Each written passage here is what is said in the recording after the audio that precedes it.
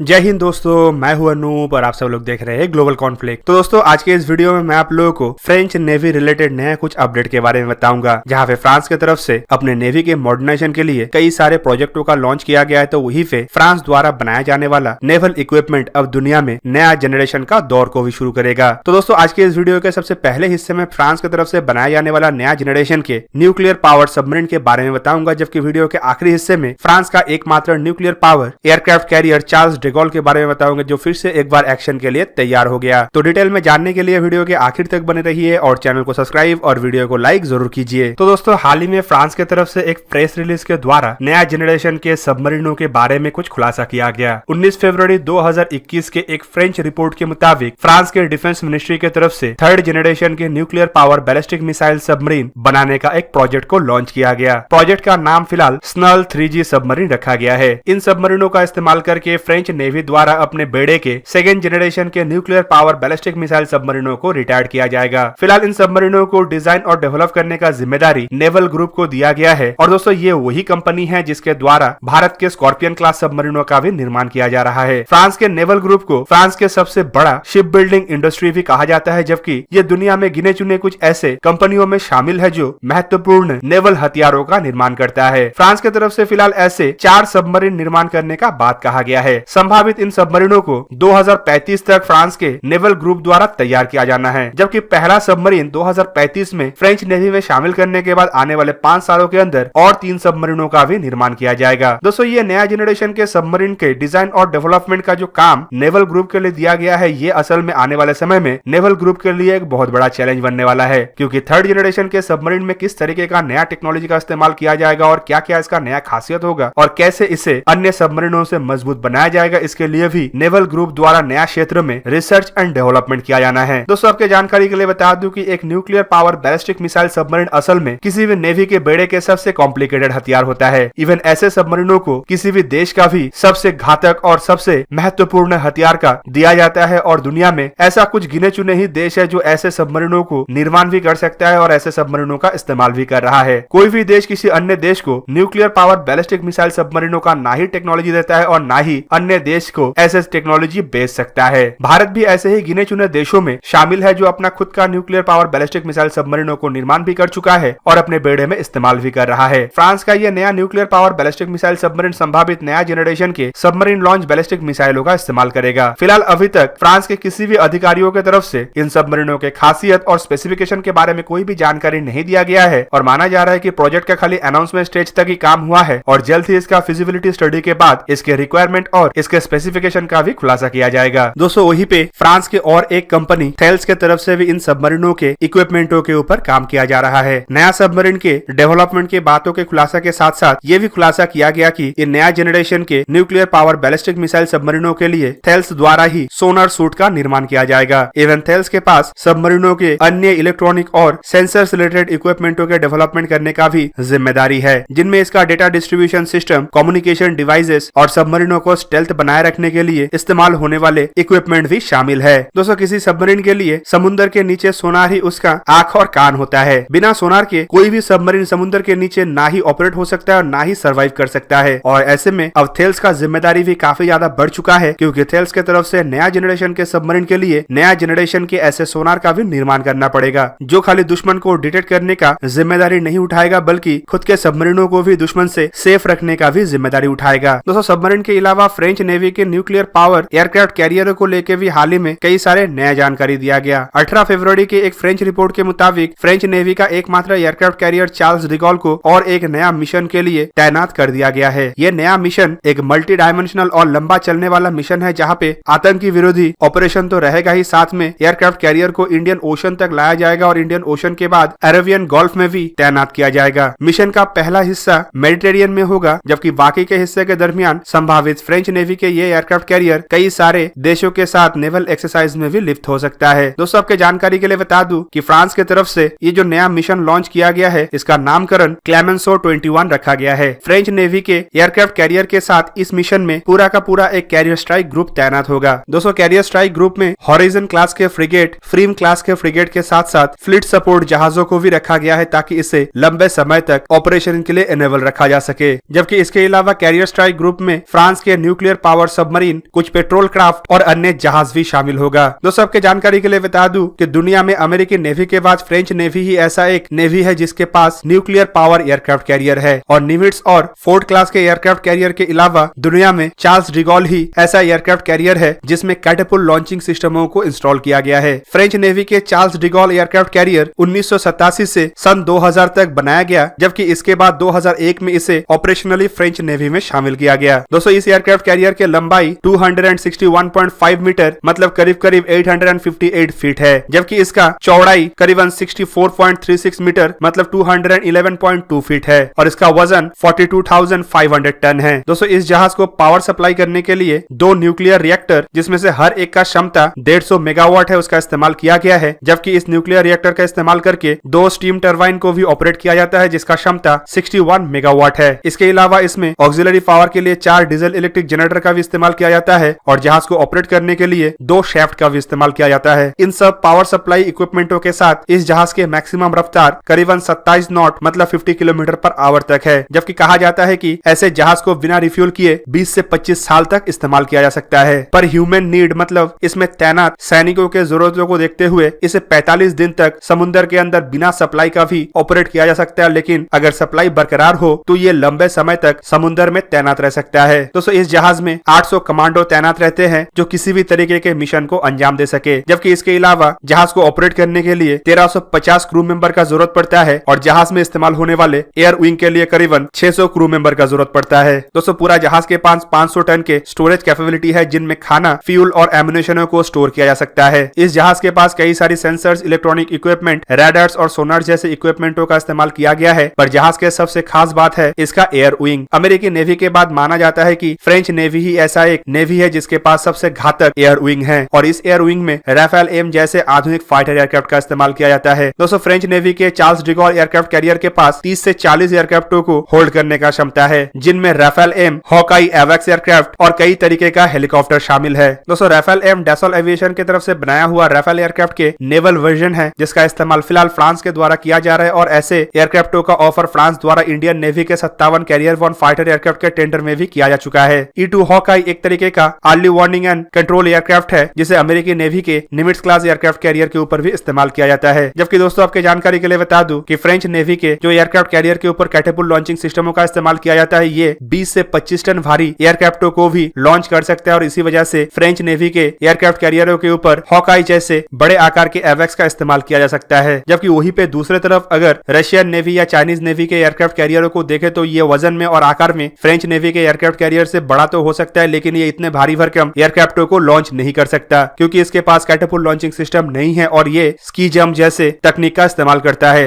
Indian navy के aircraft carrier के ऊपर भी स्की जंप का इस्तेमाल किया जाता है, पर फिलहाल INS विशाल जैसे बड़े आकार के एयरक्राफ्ट कैरियर का जो कॉन्सेप्ट को आगे बढ़ाया जा रहा है उसमें इलेक्ट्रोमैग्नेटिक कैटेपुल्ट लॉन्चिंग सिस्टम जैसे इक्विपमेंटों को लगाए जाने का बात कहा जा रहा है। तो दोस्तों कुल मिला के फ्रांस अपने नेवी को मॉडर्नाइज करने की तरफ जिस तरीके से आगे बढ़ रहा है और जिस तरीके से अपने नेवी के ग्लोबल डिप्लॉयमेंट कर रहा है, इससे आने वाले समय में हमें फ्रांस के कई सारे नया हथियारों के बारे में भी जानकारी मिल सकता है। तो दोस्तों ये था आज का वीडियो। अगर आपको वीडियो अच्छा लगा तो लाइक कीजिए और मेरे चैनल को सब्सक्राइब कीजिए और साथ में बना हुआ बेल आइकन को भी प्रेस कर दीजिए ताकि आप मेरा वीडियो देख पाए सबसे पहले। जय हिंद।